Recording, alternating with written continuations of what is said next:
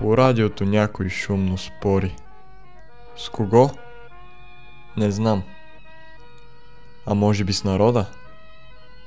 Говори си и нека си говори. Нали за той му плащат хората?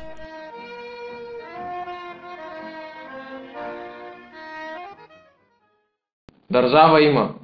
Има власт, която неспирно бди за вашите интереси.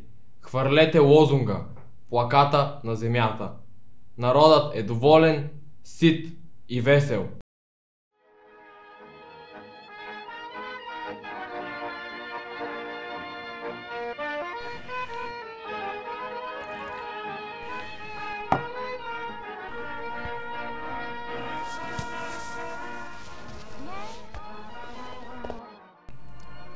За власт имащите, поне за повечето от тях, народът сякаш винаги е грешен. Ах, каква пародия само. Аз не съм яростен, дори не се сърдя. Единствено се питам какво ли са дали те от своята душа, за да се качат горе, на високото. Какво ли са преглътнали, какъв упадък са претърпели. Защото въпреки всичко те трябва да носят отговорността за изгубените мечти, за пролятите сълзи и за очернените наши съдби.